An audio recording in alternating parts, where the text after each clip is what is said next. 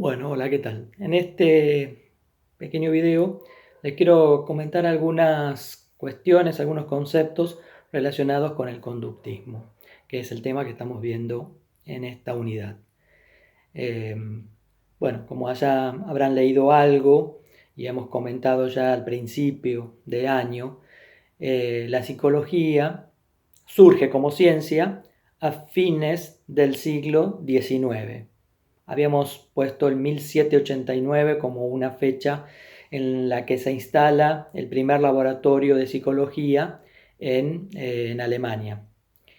Pero esta psicología era lo que se llama tipo de psicología mentalista, porque las investigaciones o las experiencias que se hacían tenían que ver con cómo funcionaba nuestra mente, ¿no? Cómo uno procesaba cierta cuestión relacionada con las emociones, los sentimientos, la voluntad. Y todavía estaba impregnada esta psicología con este concepto de alma, ¿no? En un punto. Entonces, ¿qué pasa?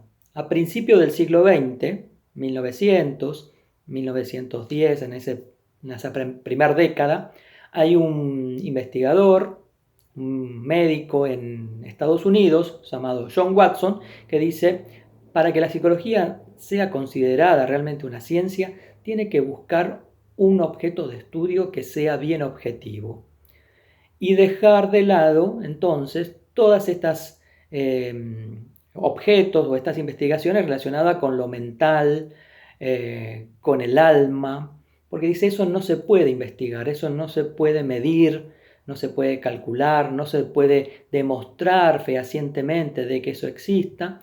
Entonces dice, saquemos todo eso y busquemos un objeto de estudio bien concreto. Y entonces él ubica como objeto de estudio a la conducta humana, la conducta observable. Y dice, porque de esta manera podemos experimentar, en principio con animales, por esto que hemos dicho de que la teoría de la evolución de Darwin había habilitado de alguna manera hacer estudios con animales y luego derivar esos estudios hacia el mundo humano. Entonces dice, bueno, podemos hacer entonces con ratitas de laboratorio, con perros, con chimpancés, bueno, con algunos animales que son más propicios para poder tenerlos en un laboratorio y poder investigar.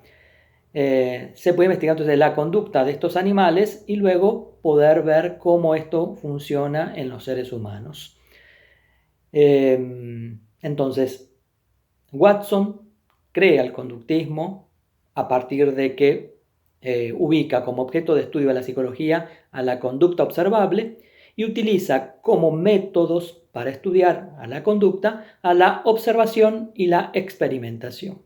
¿Sí? Bueno, ahí estamos en lo más básico de los inicios del conductismo, en donde entonces, insisto, se opone a todos los objetos de estudios que tengan que ver con lo mental, con el espíritu, con el alma, y sobre todo con un método que se estaba utilizando en esa época que se llamaba introspección, que significa como una inspección interna, ¿no? Por eso intro, hacia adentro, porque el método de la introspección tenía que ver con, en el laboratorio se ponían las personas y se les preguntaba, bueno, ¿cómo te sentís? Hablame de lo que sientes, de lo que pienses. Y dice Watson, yo no puedo estar seguro de que la persona no me está mintiendo, o que sabe realmente lo que le pasa, lo que siente. Entonces la introspección pasa a ser un método científico poco confiable, muy subjetivo y por ende, dice, todo lo que se investigue con la introspección no va a dar resultados fiables. Entonces hay que descartar como método la introspección y utilizar un objeto bien concreto como es la experimentación sobre todo y la observación. Entonces hubo, como hemos también visto en el texto que les di, un investigador anterior a Watson en Rusia llamado Iván Pavlov, que investigando con perros,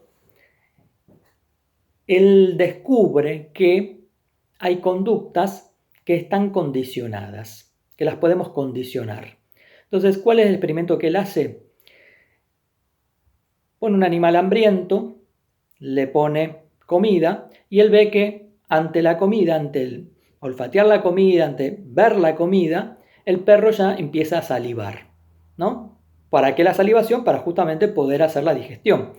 Entonces, hay un mecanismo no condicionado, es eso, es natural que el animal cuando ve comida le empieza a salivar.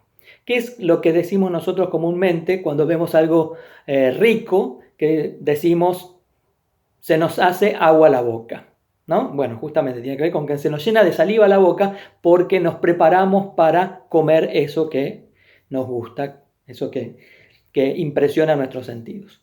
Entonces dice, bueno, hay entonces un fenómeno que es natural, que al ver la comida, al olerla, empieza a salivar. ¿Qué hace Pavlov en Rusia? Cuando pasaba esto, al mismo tiempo hacía sonar una campanilla. Entonces esto lo hizo una, dos, tres, varias veces, y una vez que esto se crea un hábito en que el animal escucha siempre la misma campanilla en el momento que está comiendo, empieza a asociar, queda asociado ese estímulo que era neutro, ¿no? Se le llama estímulo neutro porque una campanilla no te va a hacer salivar. Sin embargo, lo que descubre Pavlov es que cuando sonaba esa campanilla en el futuro, sin que estuviera la comida, el perro empezaba a salivar. Entonces se le había creado un condicionamiento. Cada vez que sonaba la campanilla, el perro salivaba, aunque no estuviera la comida, ¿no? Era como confundir de alguna manera los estímulos, ¿no? Porque lo natural es que uno o el animal salive cuando ve la comida, pero acá no había comida y salivaba igual. Esto lo llamó Pavlov condicionamiento de la conducta. O sea, podemos condicionar las conductas. En este caso, la salivación es una conducta que se condicionó por esta asociación que había entre la comida y la campanilla. Bueno, en Estados Unidos, entonces Watson, unas décadas después de este experimento, retoma algunas cuestiones y hace un experimento similar con un bebé llamado, que se conoce como el pequeño Albert, un bebé de unos 8 meses que no tenía miedo, o sea, a las ratas. Lo pone a jugar con ratas, con animalitos con pelos, como conejitos, perros, incluso con peluches. Y Albert juega y no demuestra ningún tipo de temor o de miedo a ese animal. ¿Qué hace también entonces como experimento Watson? Muy al estilo del perro de Pavlov. Cuando el nene estaba jugando con la ratita, atrás, sin que el bebé lo viera, hace sonar un sonido muy fuerte. Y el bebé se sobresalta, se asusta. Entonces, cada vez que estaba jugando con el ratoncito, le hace sonar este sonido y el bebé se asusta. ¿Qué pasa en el futuro? Que entonces, cada vez que empieza a ver el ratón, el bebé empieza a asociar al ratoncito o a cualquier animal peludo con este miedo que le empieza a surgir por el ruido que le hacía. En realidad, el bebé le había resultado como reacción al ruido este estado de temor. Y empieza a asociar de que en realidad el temor viene por el ratoncito. Entonces, ¿qué resuelve acá Watson? ¿Qué saca como conclusión? Que las conductas pueden ser condicionadas por el ambiente, ¿no? Y esto es lo que tiene que ver con que cuando nace el bebé, dice Watson, cuando nace un ser humano, en nuestra mente no hay nada, ¿no? Lo que él llama tabula rasa, que significa pizarrón en blanco, ¿no? Nuestra mente no trae ninguna idea innata, es un pizarrón vacío. Es la experiencia, ¿no? A medida que vamos teniendo experiencias con el mundo circundante, con el ambiente, es que nuestra mente empieza a tener ideas, empieza a tener temores. Todo esto que se arma nuestro psiquismo es a partir de la experiencia y no porque traigamos nada de nacimiento. Entonces él demuestra que todas las conductas pueden aprenderse. Entonces va a depender de cuál sea el ambiente en el que un niño se críe, en el que el niño se educa, y en la circunstancia en que lo pongamos, que ese niño va a aprender por condicionamiento a hacer determinadas cosas. Por ejemplo, a tener miedo. Entonces, así como podemos aprender a tener miedo, se puede hacer lo inverso, a dejar de tener miedo. Esto es lo que el conductismo, como corriente psicológica y corriente clínica, luego, con el correr de las décadas, ha hecho terapias conductistas para que las personas dejen de hacer determinadas conductas. Por ejemplo, dejar de tener miedo a determinados animales o miedo de subir a un ascensor. Entonces se lo trata de asociar con cosas buenas para que ese miedo que por algún motivo se había generado ahora se haga lo inverso, o sea, dejar de tener miedo. Si alguien tiene miedo a volar en un avión, entonces una terapia conductista lo que hace es poner al paciente en un simulador de vuelo en donde haya por ahí turbulencia o haya algún tipo de sensación de peligro, pero que luego eso se resuelve de manera favorable y que se logra aterrizar y llegar bien. Entonces se lo condiciona a que puede haber durante un vuelo algunas turbulencias o algunos inconvenientes, pero que finalmente se va a llegar bien a destino. Entonces uno deja de tener miedo a volar. Uno después podría decir, bueno, ¿será efectivo eso? ¿No será efectivo? Existe y este tipo de terapias se hacen, más allá de que después uno considere si eso es válido o no es válido. Pero es toda una corriente entonces de psicología que a partir de estas investigaciones, de estos experimentos, después se van derivando a distintos aspectos de la cultura. Por ejemplo, hacia lo clínico, con este ejemplo que daba recién, o hacia la educación, que es lo que nos interesa a nosotros, ¿no? Entonces, aprender es una conducta. Entonces, si toda conducta puede ser condicionada, entonces el aprendizaje también lo podemos condicionar. O sea, lo que vamos a aprender y de qué manera vamos a aprender algo, lo condicionamos. Y esto ha sido tomado muy fuertemente por la escuela durante todo el siglo XX y que perdura todavía en muchos aspectos hasta el siglo de hoy. Hasta el momento actual, quise decir.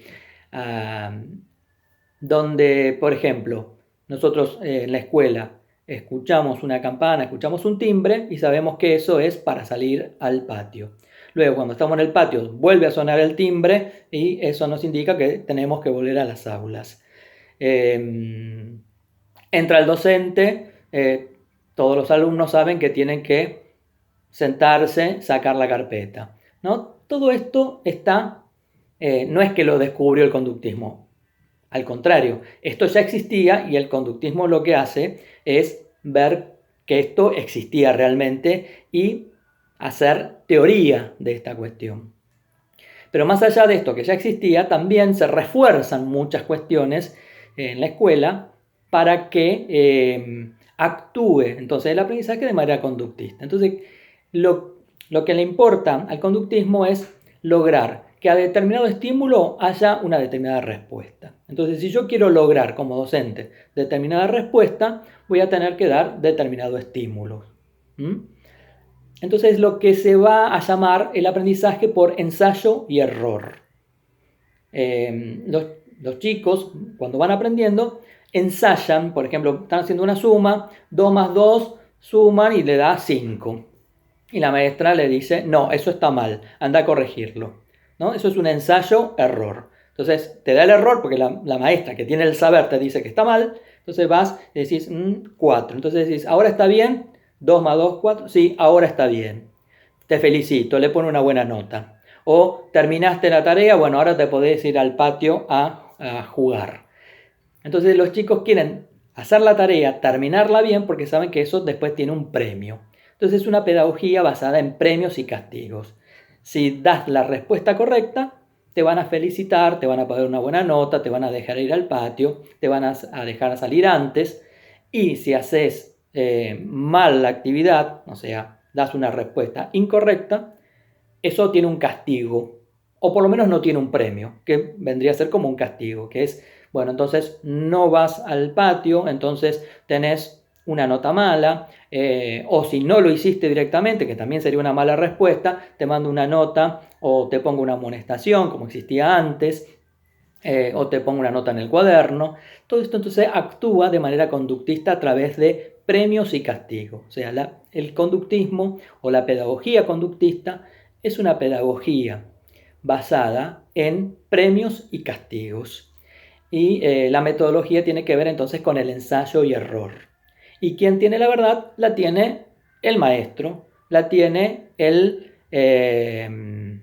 la tiene el libro, la tiene, digamos, una autoridad.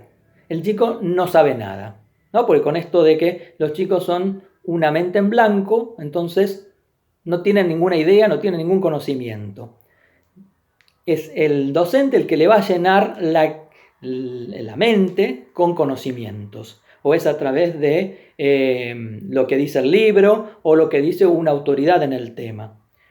Entonces, esto también, un poco para criticar esta pedagogía, es una pedagogía un tanto autoritaria, si se quiere, o por lo menos como yo lo veo, porque ahí el saber lo detenta una persona, lo detenta una autoridad, y el alumno nunca sabe nada. El alumno solamente responde. Y si responde bien, va a ser beneficiado con un premio. Y si responde mal, va a ser castigado, ¿no? Esto entonces es lo que impulsa el conductismo de Watson, lo que se llama el conductismo clásico, porque es el primer conductismo de principios del siglo XX, que luego se va a ir transformando con otros investigadores que siguen la corriente conductista, pero que le van a ir modificando algunas cosas. Entonces ya hacia el año 1950, ya casi 50 años después de que surge el conductismo, vamos a ver que surge lo que se llama los neoconductistas, o sea, los nuevos conductistas, que en este caso podemos nombrar sobre todo a Skinner, que sí, ustedes seguramente lo deben asociar con los Simpson, pero bueno, seguramente los creadores de los Simpson sacan este nombre por este investigador, ¿no? que crea una máquina de aprender, también de tipo conductista, en donde los chicos iban respondiendo preguntas, y si las respondían bien podían pasar hacia la otra página, y si respondían mal tenían que rehacer el trabajo. De esta manera iban aprendiendo. Esta lógica es la que muchas veces podemos usar en una aplicación que bajamos en nuestro celular, por ejemplo, para aprender ciertos idiomas. No sé si alguna vez tuvieron con Duolingo, que es para aprender idiomas, donde uno empieza con una lección, tiene que ir completando, uniendo palabras, repitiendo lo que te van diciendo, y si está bien, te va dejando pasar. Y todas las respuestas que hiciste incorrectas, hacia el final de esa lección, las tenés que repetir hasta que las hagas bien. Una vez que hiciste todo bien, te deja pasar a la siguiente lección. Hasta tanto no lo hagas bien, no te deja pasar a la siguiente lección. Incluso vas perdiendo vidas ahora. Te dan 5 vidas, con lo cual cada error vas perdiendo una vida hasta que cometes los 5 errores, y entonces tenés que esperar, no sé si un día o unas cuantas horas, hasta que te habiliten otra vez las vidas para que puedas seguir practicando, ¿no? Eso te pone entonces en tener que hacer las cosas bien, porque si las haces mal te castigan, en este caso con perder esas vidas, que las puedes recuperar si pagas, ¿no? Entonces hay todo un comercio atrás de esta cuestión. Bueno, se podría criticar de muchos lugares. De alguna manera uno puede decir, bueno, algo aprendo de esta manera, porque voy aprendiendo algo de vocabulario o algo de estructura de algún idioma, pero obviamente no es lo mismo que haya un docente que te esté enseñando por qué las cosas son como son.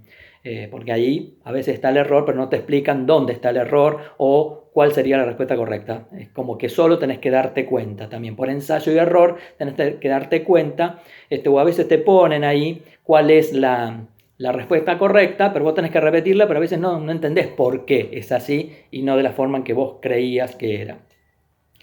Entonces tiene todas estas fallas la enseñanza conductista, porque no te explican, porque como no tiene que ver, Watson aquí no tenía en cuenta lo que pasaba dentro de nuestra cabeza, ¿no? Lo que es todo lo cognoscitivo, todo lo que uno hace cuando razona, memoriza, piensa, relaciona conceptos. Todo eso, decía Watson, todo eso no lo podemos saber, porque el cerebro es como una caja negra de un avión. Dice, no se puede ingresar. Entonces, como no se puede ingresar, no lo podemos investigar. Yo lo único que sé es que hay un estímulo que entra y una respuesta que sale. Entonces, la conducta es estímulo-respuesta. Lo que pasa adentro no lo podemos investigar, no lo podemos saber. Estamos hablando de 1910. Hoy, las neurociencias han avanzado muchísimo en relación a el funcionamiento del cerebro, a la estructura del cerebro, todo lo que se llama la fisiología